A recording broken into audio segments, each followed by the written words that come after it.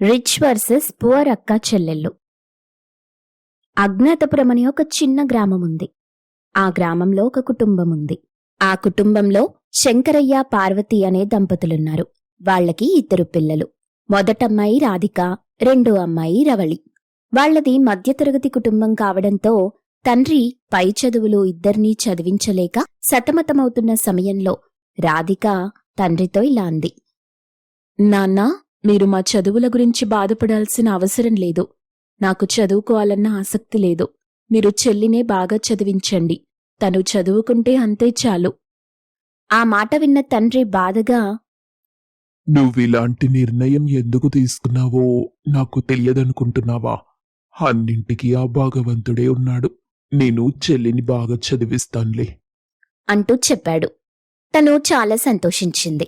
కాని తండ్రి మనసులో బాధ పెద్దమ్మాయి చదువుకోవటం లేదని. రవలి కాలేజ్కి వెళ్తుంది. రాధిక మాత్రం ఇంట్లోనే తల్లికి ఇంటి పనుల్లో సాయం చేస్తూ ఉంటుంది. అలా రోజులు గడుస్తున్నాయి.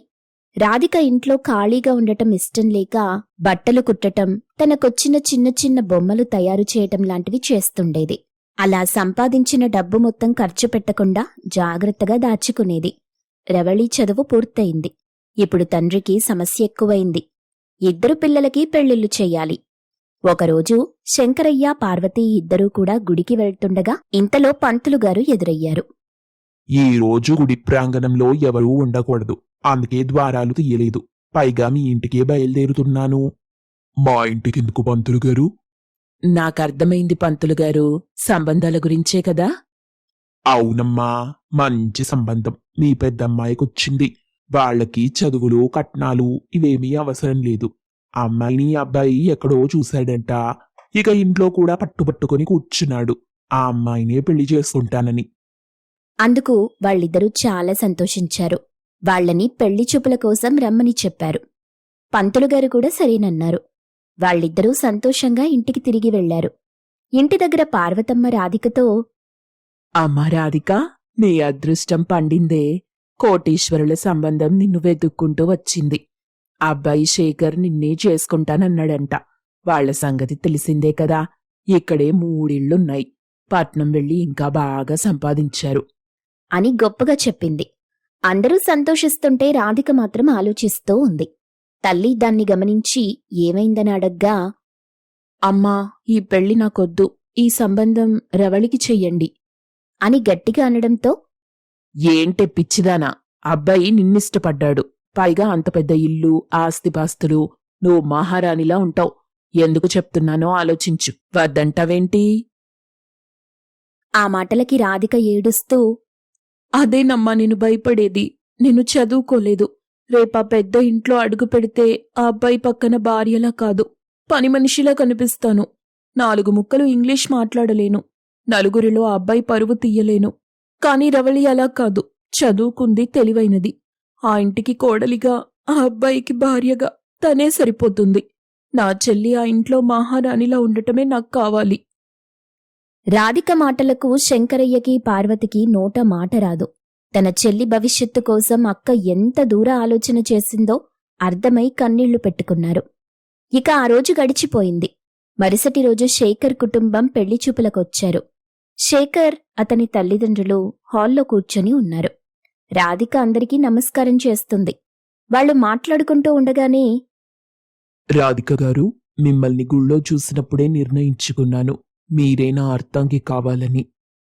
మీ అభిమానానికి సంతోషమండి. కాని ఒక్కసారి ఆలోచించండి. దాంపత్యమంటే కేవలం అందం చూసి చేసుకునేది కాదు. ఆలోచనలు కూడా కలవాలి.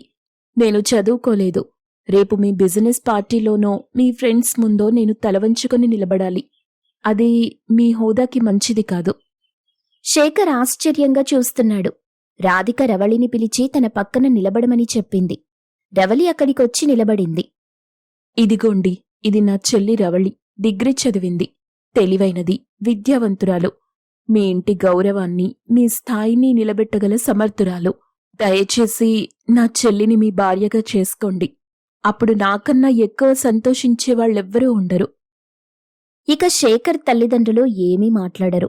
శేఖర్ కూడా ఆలోచనలో పడ్డాడు.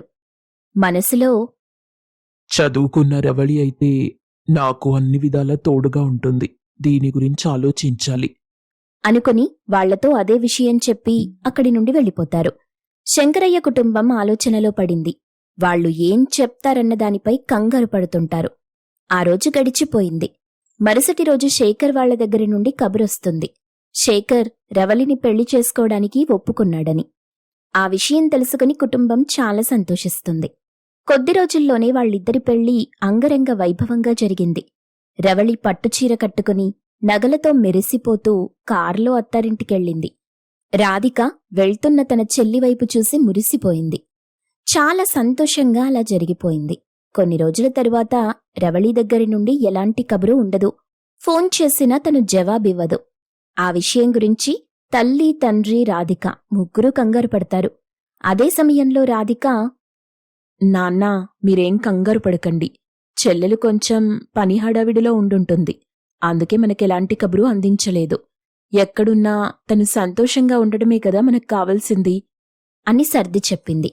సడన్గా 2 వారాల తరువాత తండ్రి ఆరోగ్యం దెబ్బతింది. అతను మంచాన పడ్డాడు. తండ్రిని బ్రతికించుకోవడం కోసం వాళ్ల దగ్గర డబ్బు లేదు. తల్లి పార్వతమ్మ, అమ్మా రాధిక, ఏదో రకంగా నువ్వు చెల్లి దగ్గరికెళ్ళు. మీ నాన్న గురించి చెప్పు. వాళ్ళు ఖచ్చితంగా సాయం చేస్తారు. ఈ సమయంలో వాళ్ళ నడక్కూడదని మోమాటంగా కూర్చుంటే సరిపోదుగా. అందుకు రాధిక సరేనని పట్నం బయలుదేరింది. తనక్కడికి వెళ్లిన తరువాత గేటు దగ్గర ఉన్న వాచ్మెన్ ఆమెని చూసి, ఎవరమ్మా నువ్వు? ఏం కావాలి? లోపల మా చెల్లెలుందండి. తన పేరు రవలి. నేను తన కోసమే వచ్చాను. కొంచెం తనతో మాట్లాడాలి. ఆ మాటలు విని వాచ్మెన్, నీ అవతారమేంటి? నువ్వేంటి? అమ్మగారికి నీకు పోలికేంటి? నువ్వక్క అని చెప్తున్నావు? పిచ్చోడిలాగా కనిపిస్తున్నానా? అయినా కూడా ఆమె లోపలికి వెళ్లడానికి ప్రయత్నిస్తుంది. అప్పుడు వాచ్మెన్ ఆమెని బయటికి నెట్టేశాడు. అప్పుడే అటుగా కారులో వెళ్తున్న రవలి ఇదంతా చూసింది. కాని చూడనట్టుగా వెళ్ళిపోయింది. అది గమనించిన రాధికకి విషయం అర్థమైంది. రాధిక కళ్లలో నీళ్లు సుడులు తిరుగుతున్నా వాటిని దిగమింగుకొని ఇంటికి తిరుగు ప్రయాణమైంది. ఆ దారి పొడవునా చెల్లి రవలి కారులో వెళ్తూ తనని చూసి చూడనట్టుగా ముఖం తిప్పుకున్న దృశ్యమే కళ్ల ముందు మెదులుతోంది. రక్త సంబంధం కంటే ఆస్తిపాస్తుల బంధమే గొప్పదైపోయిందా రవళి? ఈరోజు నాన్న ప్రాణాల కోసం వస్తే కనీసం మనిషిగా కూడా చూడలేకపోయావా అని మనసులో కుమిలిపోతూ ఇంటికి చేరుకుంది. హాస్పిటల్లో మంచం మీద నీరసంగా ఉన్న శంకరయ్య పక్కనే కన్నీళ్లు పెట్టుకుని కూర్చున్న పార్వతమ్మ, రాధిక రాక కోసం ఆశగా చూస్తున్నారు. రాధిక లోపలికి రాగానే పార్వతమ్మ, ఏవైందే రాధిక? చెల్లేమంది? డబ్బిస్తానందా? మీ నాన్న ఆపరేషన్కి ఏర్పాట్లు చెయ్యమందా అని ప్రశ్నల వర్షం కురిపించింది. రాధిక తన తల్లిదండ్రులకి నిజం తెలియకూడదని అబద్ధం చెప్పక తప్పలేదు. అమ్మా, నేను వెళ్ళాను. కాని అక్కడ రవలి లేదు. వాళ్ళ అర్జెంటు పని మీద ఫారెన్ వెళ్లారంట. వాచ్మెన్ చెప్పాడు. ఫోన్లు కూడా కలవవంట అంటూ చెప్పింది. ఆ మాట వినగానే శంకరయ్య, పార్వతమ్మ కుప్పకొలిపోయారు. ఇప్పుడేలాగే మీ నాన్ననెలా బ్రతికించుకోవాలి? సరిగ్గా అప్పుడే అక్కడికి సురేష్ అనే వ్యక్తొచ్చాడు. సురేష్ ఆ ఊళ్ళోనే చిన్న ఉద్యోగం చేసుకుంటూ అందరికీ సాయం చేసే మంచి మనిషి. పైగా వాళ్లకి దూరపు బంధువు. అత్తయ్యా, మీరు కంగారు పడకండి. మావయ్య గారికి ఏం కాదు. నేను డాక్టర్ గారితో మాట్లాడాను. ఆపరేషన్కి కావలసిన డబ్బు నేను కట్టేశాను అంటూ చెప్పాడు.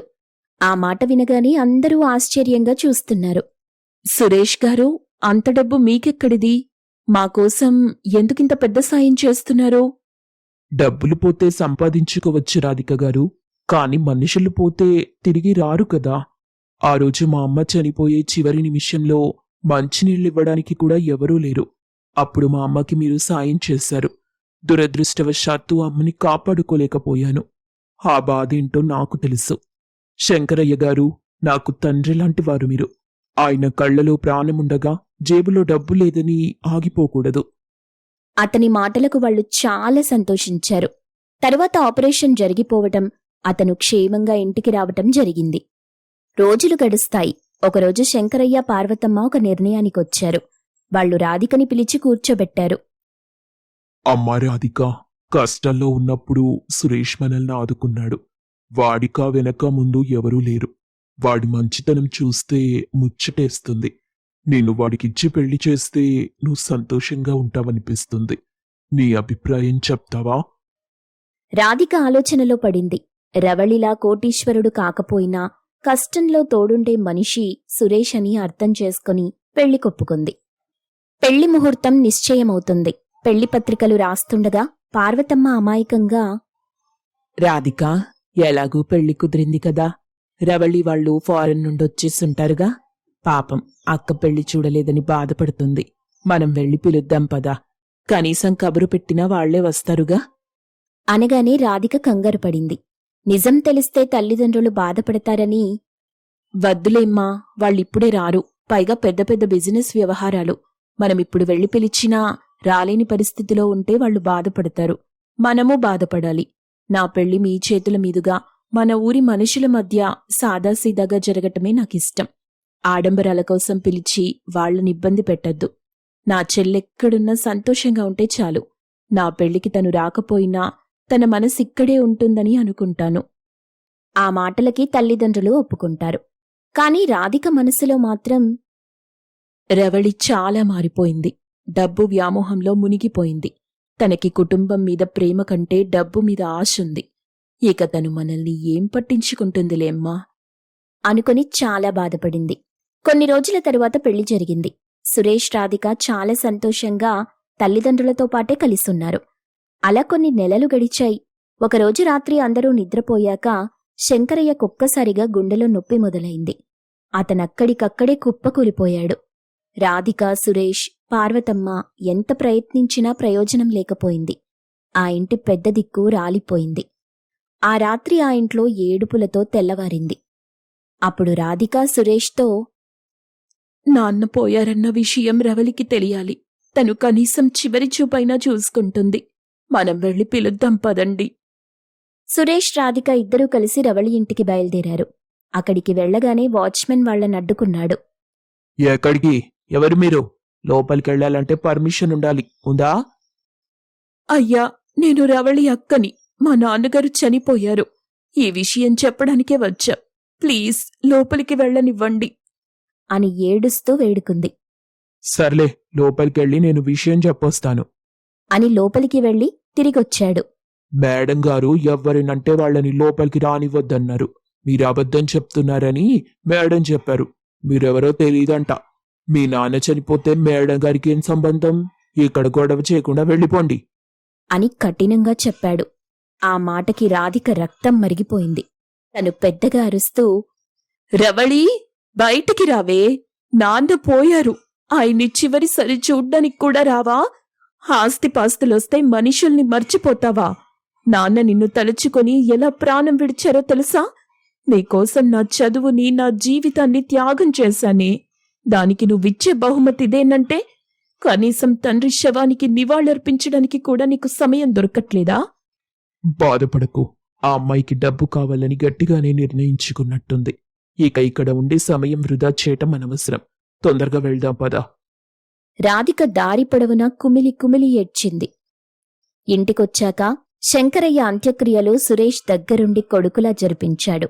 కార్యక్రమాలన్నీ పూర్తయ్యాక ఆ రోజు సాయంత్రం ఇల్లంతా నిశ్శబ్దంగా ఉంది.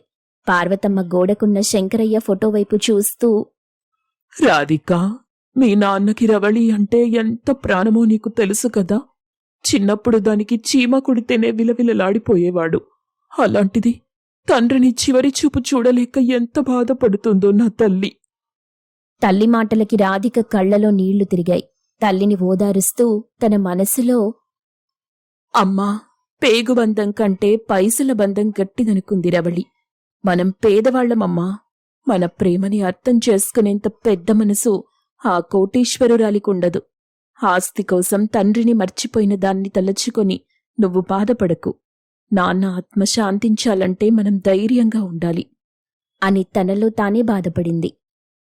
ఇంక వాళ్ళెప్పుడొస్తారంట?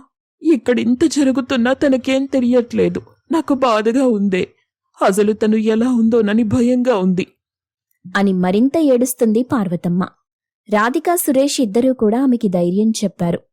ఇక రోజులు గడుస్తున్నాయి. జరిగింది మరిచిపోయి ఎవరిపాటికి వాళ్లు పనిలో మునిగిపోయారు. ఒకరోజు ఉదయం తెల్ల చీరతో రవళి ఇంటికొచ్చింది.